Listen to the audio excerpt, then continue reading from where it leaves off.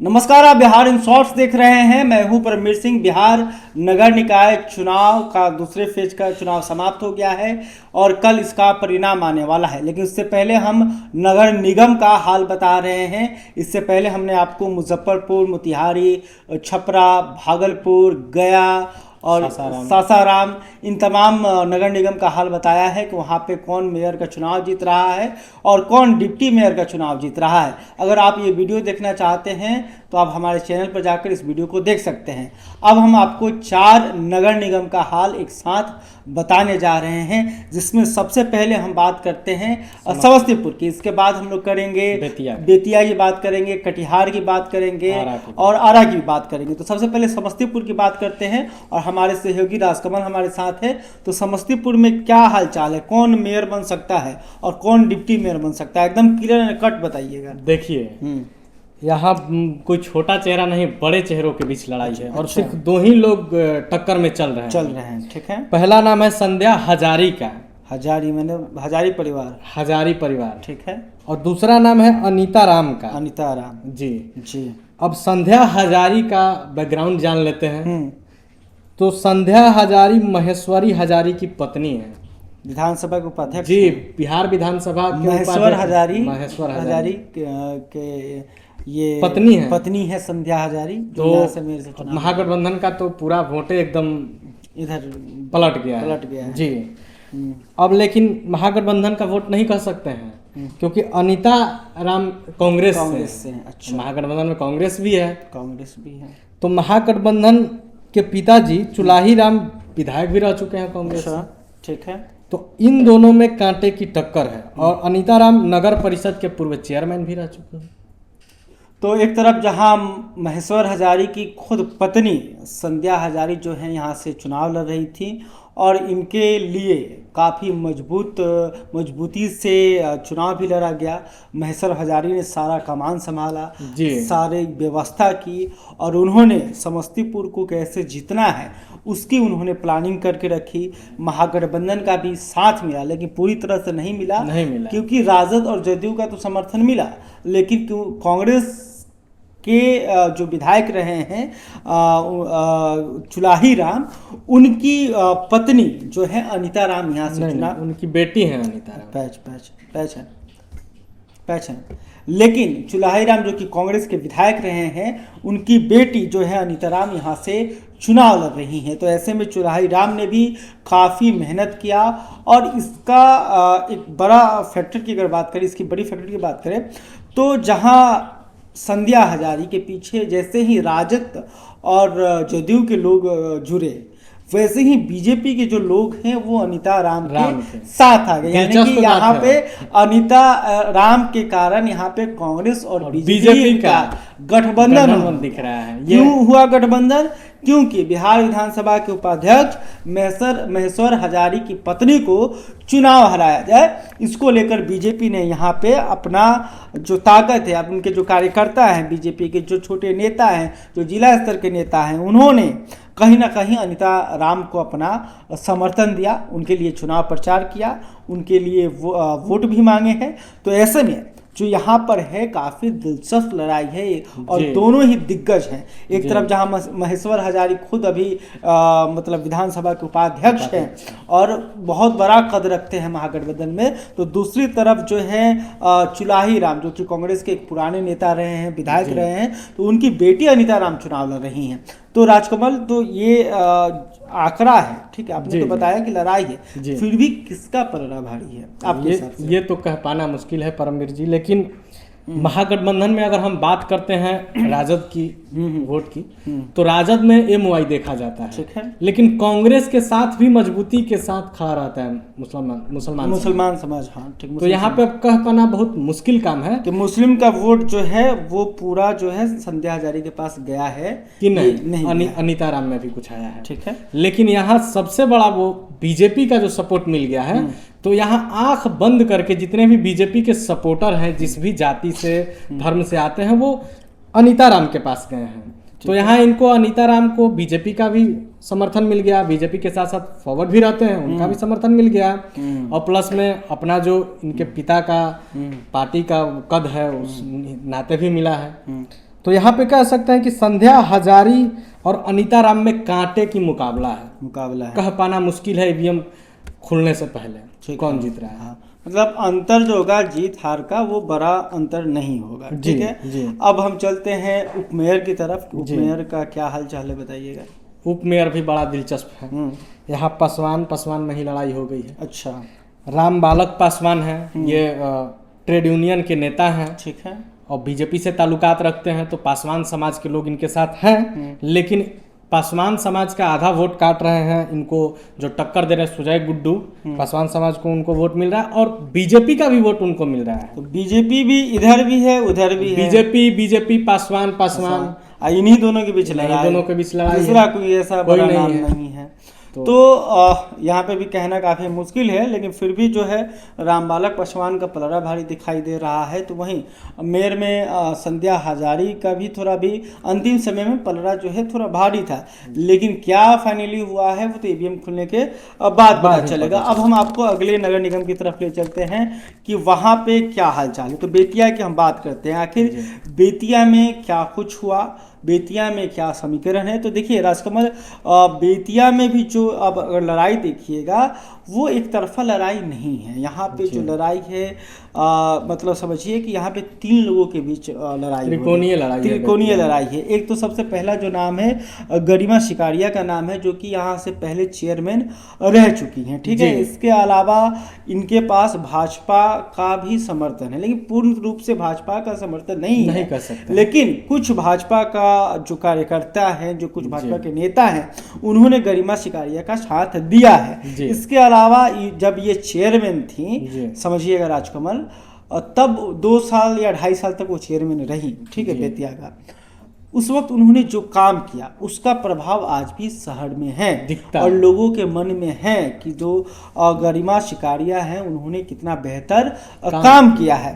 इसके अलावा plus point ये भी है कि ये समाज सेवी रही हैं। ठीक है जी, मतलब ये हमेशा काम करती रही हैं और उन्होंने कोरोना के वक्त जो काम किया है, मतलब इस बात की वो मजबूती से मतलब लोगों के बीच में गई, पकड़ बनाई। हाँ, ये हुआ कि कोरोना के टाइम में उन्होंने ये किया कि एक ओपन किचन फ्री खाना के लिए उन्होंने किचन खुलवाया, जो भी गरीब असहाय है लोग वहाँ पे खा सकते हैं। और सिर्फ कोरोना के टाइम ही नहीं, वो किचन आज भी चालू है, समझिए। और इसके अलावा और लोगों के दुख में शामिल हुई, लोगों को जब मदद की जरूरत थी तब गरिमा शिकारिया जो है वो वहाँ पे खड़ी रही। देखिए कह सकते हैं कि गरिमा शिकारिया को जमीनी स्तर का जो वोट है, घर में छुपा हुआ वोट है, वो मिल सकता है। हाँ, इसके अलावा गरिमा शिकारिया जो 2-2.5 साल रही, फिर इनके खिलाफ अविश्वास प्रस्ताव लाया गया, तो मात्र 1 वार्ड पार्षद का समर्थन नहीं मिला, जिसकी वजह से ये चुनाव मतलब अपना बहुमत साबित नहीं कर पाई थी।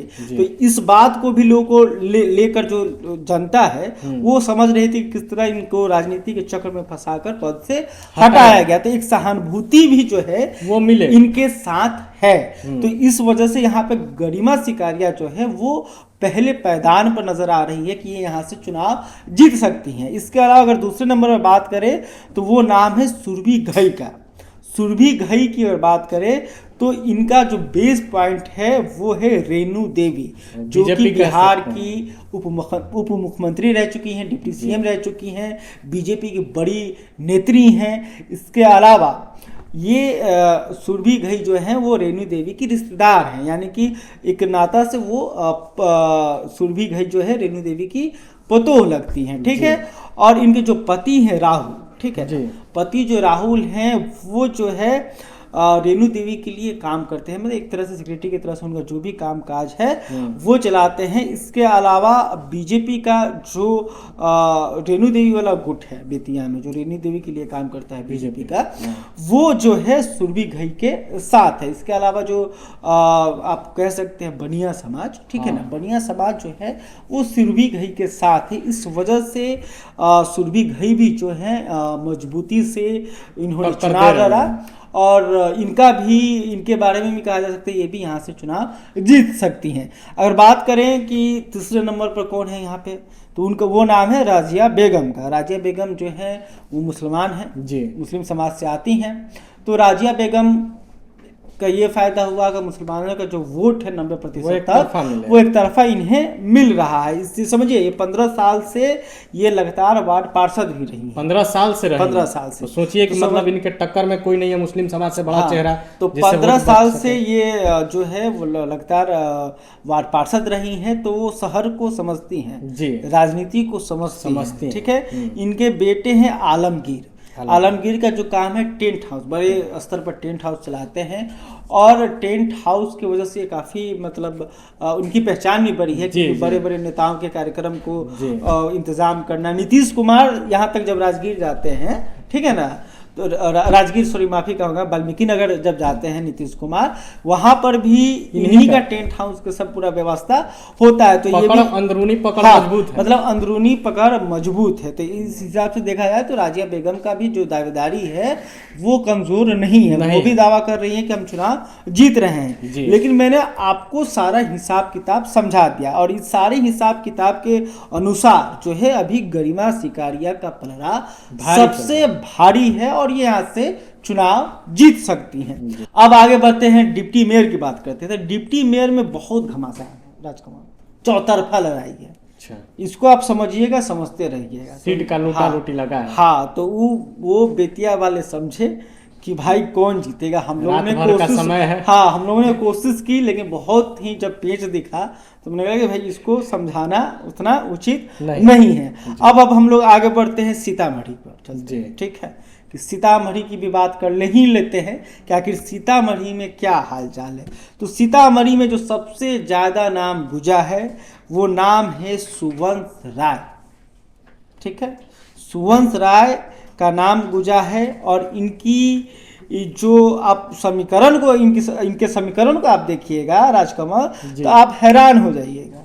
दलित, यादव, बैस, सवर्ण, गजब, मतलब बैकवर्ड और फॉरवर्ड दोनों, माने सब पार्टी का कोर वोट इनके तरफ। तब तो टक्कर में कोई नहीं होगा। ठीक है कुछ लोग हैं जो जिन्हें बीजेपी ने समर्थन दिया, किसी पार्टी ने समर्थन दिया, वो लोग भी लड़ाई में हैं, लेकिन सुवंश राय का नाम खूब चर्चा में रहा है। और इनकी पत्नी विभा देवी जो हैं वो पहले भी जो है पद पे रह चुकी हैं वहाँ पे। और दूसरा नाम है, वो नाम है विशाल कुमार का। इनको बीजेपी का कोर वोट है, मतलब समझिए कि बीजेपी पार्टी से जो कार्यकर्ता है, जिन्हें नेता से मतलब है, जिन्हें पार्टी के लोगों से मतलब है, उन्होंने जो है विशाल कुमार को अपना मत दिया है। इसके अलावा एक और नाम है आरिफ हुसैन। इन्हें मुसलमानों का 70% वोट मिला है। ठीक है, लेकिन यहाँ एमवाई समीकरण लागू नहीं होता। इस वजह से अगर सीतामढ़ी की बात करें तो यहाँ से सुवंश राय जो है वो आसानी से चुनाव जीतते हुए नजर आ रहे हैं। तो ये हाल था सीतामढ़ी का। तो अब हम आपको मुंगेर का हाल बताते हैं कि मुंगेर नगर निगम में क्या कुछ हुआ है, मुंगेर का अगला मेयर कौन बन सकता है। क्योंकि पहली बार मेयर को जनता चुन रही है, तो लोग काफ़ी एक्साइटेड है कि आखिर जनता ने इस बार किसे चुना है। तो कल परिणाम आएगा, लेकिन उससे पहले जो हमारे आकलन है, हमारे जो सोर्स हैं, जिन्होंने जानकारी दी है, जो वहाँ के लोकल पत्रकार हैं, जो वहाँ के लोकल जो राजनीति के जानकार हैं, उन्होंने जो कुछ भी साझा किया है उसी हिसाब को लेकर, उन्हीं के बातों को ध्यान में रखते हुए, अपना हिसाब लगाते हुए ये जो बातें हैं हम आप लोगों के सामने रख रहे हैं। तो राजकमल ये बताइएगा कि मुंगेर का मेयर कौन बनेगा। मुंगेर में भी दो लोगों के बीच में लड़ाई है। ठीक है, पहला नाम कुमकुम देवी का आ रहा है। ठीक है, टमटम छाप है। वो ये पूर्व मेयर रह चुके हैं, 2 बार मेयर रह चुके हैं। ठीक है, और दूसरा नाम मुमताज नाज का आ रहा है। अच्छा, टेबल लैंप है इनका। ये फिलहाल निर्वर्तमान वार्ड पार्षद है वहाँ। अच्छा, तो अब यहाँ पे जीतने का कारण क्या है, पीछे का बैकग्राउंड क्या है, सपोर्ट क्या है, तो कुमकुम देवी कुशवाहा जाति से आती है। ठीक है, तो अब तो कुशवाहा जाति से आती हैं, तो कहने वाली बात नहीं है कि जाति का मिलेगा, भरपूर मिला है। 100% कुशवाहा जो है वो कुमकुम देवी को दिए हैं, और प्लस में जेडीयू का वोट इनको गया है। कुमकुम देवी को जेडीयू का वोट गया है। अब मुमताज नाज के पास मुस्लिम वोट गया है 100%। इसके साथ ही सभी जाति का लगभग वोट इनको गया है। सब जाति का गया है, तो पता इन्हीं का भारी है। लेकिन अब जेडीयू और कुशवाहा की संख्या वहाँ पे अधिक हो सकती अधिक है। हो सकती है। इस कारण से कुमकुम देवी आगे चल रही हो। और तो इनका कहना था कि कुमकुम देवी जो है कुशवाहा जाति से आती हैं, कुशवाहों की जनसंख्या जो है मुंगेर में अच्छी खासी है जी और इनका जो वोट है अपना जाति का पूरा समर्थन मिला है। जी। इसके अलावा जदयू का भी जो कोर वोट है जैसे कुर्मी का भी समर्थन इन्हें मिला है और अन्य जातियाँ जैसे पंचफोरन कहते हैं, हाँ पंचफोरना कहते हैं, जो नीतीश कुमार के साथ अक्सर देखने को मिलता है, तो उनका भी समर्थन जो है कहीं ना कहीं कुमकुम देवी को मिला है। और 2 बार से मेयर रह चुकी हैं। हाँ, तो एक अपना प्रभाव तो है ही, अपना एक वोट बैंक तो है ही। जी जी। इसके अलावा मुमताज नाज की बात हो रही है कि टेबल लैंप छाप था इनका, तो मुमताज नाज मुस्लिम समुदाय से आती है, तो मुसलमानों का वोट इन्हें भरपूर मिला है। इसके अलावा इनका जो छवि है, इसका फायदा ये हुआ है कि सवर्णों का भी वोट इन्हें मिला है। इसके अलावा अन्य जातियाँ जिन्होंने कुमकुम देवी को नहीं चुना, उन्होंने इन्हें चुना है। तो लेकिन अगर हिसाब से वहाँ के जो जानकार है वो बता रहे हैं कि कुमकुम देवी जो है चुनाव यहाँ से जीत सकती हैं, लेकिन अंतर 19-20 का है, ज़्यादा का अंतर नहीं है। मतलब ये 19-20 का 20-21 हो जाए ये नहीं कह सकते, पता चलेगा। हाँ वो कल पता चलेगा। तो इसलिए यहाँ पे अगर देखा जाए तो मेयर के लिए कुमकुम देवी जो है 1 नंबर पे हैं और दूसरे नंबर पर मुमताज नाज हैं। अब बात करते हैं उपमेयर की। उपमेयर की बात आप बताइए राजकमल। उपमेयर में तुषार कुमार का नाम आगे चल रहा है। ठीक है। चूंकि तुषार कुमार युवा कांग्रेस के जिला अध्यक्ष हैं, यादव समाज का वोट इनके साथ है। ठीक है। और मरवाड़ी समाज का भी वोट इनके साथ है, जो वहाँ का मरवाड़ी संघ चलता है उसका सपोर्ट खुल करके मिला है यूथ कांग्रेस के जिला। हाँ, और अदर समाज के भी जो लोग हैं वो तुषार कुमार को दिए हैं, जबकि खालिद हुसैन के साथ वहाँ के मुसलमानों का एक तरफा वोट गया है। अच्छा, तो आप अंदाजा लगा सकते हैं कि तुषार कुमार आगे चल रहे हैं। तो यहाँ पे आप देख ही लिए कि उपमेयर में जो हैं तुषार कुमार आगे चल रहे हैं और मेयर में कुमकुम देवी आगे चल रही हैं। तो कटिहार की बात करते हैं। कटिहार में लड़ाई काफ़ी दिलचस्प है। ऐसी लड़ाई अभी तक किसी भी नगर निगम में देखने को नहीं मिली थी, जहाँ पर मंत्री साहब भी चुनाव प्रचार कर रहे हैं, पूर्व मंत्री साहब, जहाँ पर विधायक जी भी चुनाव प्रचार कर रहे हैं। इसके अलावे एमएलसी जिलाध्यक्ष भी नहीं बचे हैं। हाँ, मतलब तमाम लोग जो हैं वो यहाँ पे प्रचार खुलकर कर रहे हैं। पत्रकार लोग भी प्रचार कर रहे हैं, समझ जाइए। ये कटिहार है भैया, कटिहार। तो कटिहार का हाल जानेंगे राजकमल से। यहाँ उषा अग्रवाल का नाम आगे चल रहा है। ठीक है। उषा अग्रवाल के पति अशोक अग्रवाल हैं, बीजेपी एमएलसी हैं। ठीक है। चर्चित चेहरा। हाँ। इनके साथ स्वर्ण बनिया का वोट है। ठीक है। इसके साथ इनको टक्कर दे रही है मीना देवी। ठीक है। मीना देवी राम प्रकाश महतो की पत्नी हैं और राम प्रकाश महतो राबड़ी सरकार में पूर्व मंत्री भी रह चुके हैं। तो अब राबड़ी सरकार में यानी कि आरजेडी में मुसलमान का भी वोट इनको मिल रहा है। हाँ, ठीक है। मीना देवी को। अब प्रेमलता देवी, इनके पति विजय सिंह जेडीयू एमएलए हैं, जदयू के विधायक हैं। जेडीयू का वोट इनको मिल रहा है। ममता कुमारी विकास सिंह इनके पति हैं, कांग्रेस के जिला अध्यक्ष हैं, कांग्रेस का वोट इनको मिल रहा है। रश्मि कुणाल समरेंद्र कुणाल की पत्नी है, जो समरेंद्र कुणाल आरजेडी के वरिष्ठ नेता हैं। और इसके साथ पुष्पा देवी जो पूर्व मेयर रह चुकी हैं, वो राजन यादव उनके पति हैं। तो कहना बड़ा मुश्किल है क्या होगा। मतलब भाई जिसने भी हमें जानकारी दी उन्होंने अभी साफ सा कहा कि भैया कुछ बता ही नहीं सकते हैं कि यहाँ पे जो जीत हार का अंतर होगा वो 2 से 5 हज़ार का अंतर होगा बस। ठीक है, 2000 वोट जिसके पास ज़्यादा चला गया वो चुनाव जीत जाएगा, 2000 जिसके पास कम रह गया वो चुनाव हार जाएगा। क्योंकि यहाँ पार्टी पर भी हम नहीं बांट सकते हैं, जाति पर भी नहीं, क्योंकि यहाँ पर इतने मजबूत धुरंधर मैदान में उतरे हैं और उनका समर्थन मिला है। समझ रहे हैं ना, विधायक जहाँ चुनाव प्रचार कर रहे हैं, एमएलसी कर रहे हैं, पूर्व मंत्री कर रहे हैं, जिलाध्यक्ष कर रहे हैं। तो कहीं ना कहीं ऐसे हम आपको बता देते हैं कि सबसे आगे नाम ऐसे अभी उषा अग्रवाल का चल रहा है, दूसरे नंबर पर मीना देवी हैं, तीसरे नंबर पर प्रेमलता देवी हैं, चौथे नंबर पर ममता कुमारी हैं। लेकिन कौन चुनाव जीतेगा कल तक आपको इंतजार करना पड़ेगा। अगर आपको लगता है कि उषा अग्रवाल चुनाव जीत सकती हैं तो हो सके वो जीत सकती हैं। अगर लेकिन आपको लगता है कि मीना देवी भी चुनाव जीत सकती हैं तो जीत सकती हैं। तो इसलिए आपको कल का इंतज़ार कीजिए उषा अग्रवाल का। हालांकि जो पलड़ा है अभी एकदम थोड़ा भारी है। जी, डिप्टी मेयर का भी बता दीजिए। डिप्टी मेयर में तो खैर बट गया है, हिंदू मुस्लिम हो गया है। तो मंजूर खान है जो कि पूर्व डिप्टी मेयर रह चुके हैं। मुस्लिम का लगभग 44% वोट है जो उनके साथ है। और पवन पोदार हिंदुवादी संगठन के नेता माने जाते हैं, बजरंग दल के जिला अध्यक्ष भी हैं। अच्छा। तो इस नाते बीजेपी का वोट जाएगा, प्लस में तमाम जो भी हिंदुवादी संगठन है उसका वोट जाएगा। इसके साथ साथ अदर जो लोग हैं जो धर्म की राजनीति नहीं करते हैं उनका भी वोट जाएगा। तो आप कह सकते हैं कि मंजूर खान और पवन पोदार में लड़ाई है, कल पता चलेगा जीत किसकी होती है। तो अभी के लिए इतना ही। अभी तक आपने हमारे चैनल को सब्सक्राइब नहीं किया तो तुरंत कर लें। इस वीडियो को देखने के बाद आपको क्या लगता है कौन कहाँ से चुनाव जीत रहा है? आप क्या बताना चाहते हैं तो कमेंट करके बता सकते हैं। और ये वीडियो फेसबुक पर देख रहे हो तो हमारे पेज को भी लाइक कर लें। धन्यवाद।